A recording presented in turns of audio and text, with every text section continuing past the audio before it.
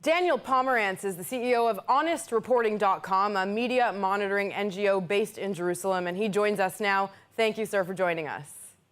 Thank you for having me. Well, as we just said, Sukkot begins tomorrow. Obviously, there is some anticipation to see if the ultra-Orthodox community will abide by the restrictions over the holiday. We've seen from previous holidays that even with the lockdown, the community, held some mass gatherings, and now the health ministry is saying that 1/3 of our COVID-19 cases are coming from the ultra-Orthodox sector. Now, do the members of this community believe celebrating is more important than the restrictions, or will they likely reduce gatherings? I mean, are they afraid of the virus? Well, in Orthodox communities tend to respond most of all to the direction of the local community rabbi, not to a single central source of information. And so there's a variation in what different communities believe, but there are certainly some ultra-religious communities that either don't take the virus very seriously or simply believe that religious observance is more important, just as there are secular communities that believe that political protest is more important, either because they underestimate the virus or put a higher importance on the other activity. Absolutely, and I do want to get to those protests in just one second, but a large part of this holiday is gathering with your entire family in what is called a sukkah, this little makeshift house that people build in their backyards to eat in and sleep in and do all kinds of things in during this holiday. So obviously that gathering is a really important part of this specific holiday. Will they still have Sukkot in their backyards, and will they still invite people over to celebrate together? It appears that people will. There's ways to do it within the guidelines, but as we've seen, people often violate the guidelines. Sometimes our political leaders violate the guidelines. Israel is a country that places a great deal of value on personal independence and on arguing. And it's a vibrant democracy, and vibrant democracies are not ideally suited to handle virus outbreaks.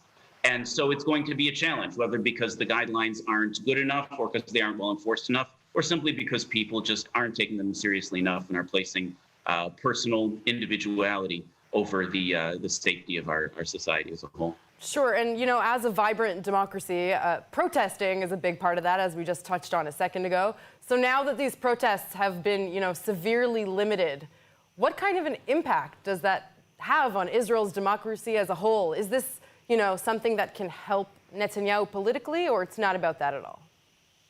I don't believe this will have a significant impact on Netanyahu politically. His criminal charges have been known for a long time. They haven't.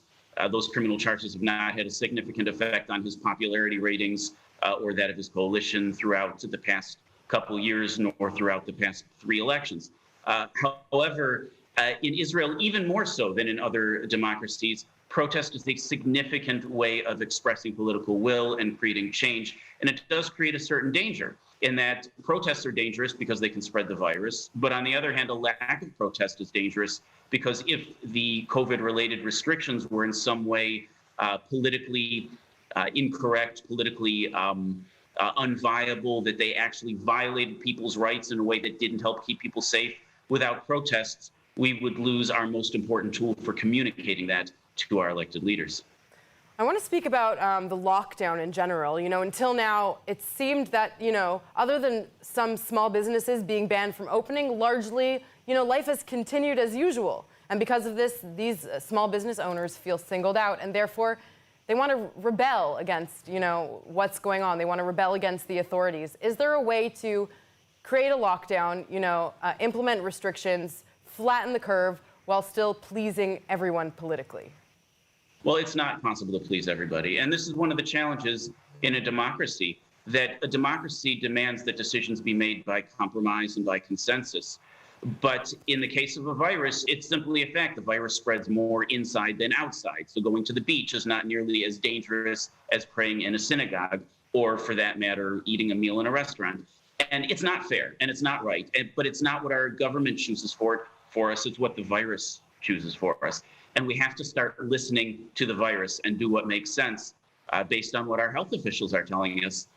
And at the same time, sometimes it's not going to be fair, but we also have to make sure that we do it in a way that makes sense. If we allow large gatherings, for example, for religious purposes or for protests that do spread the virus, and then limit other things that don't really spread the virus as much, people will simply say, look, this doesn't make sense. It's not keeping anyone safe.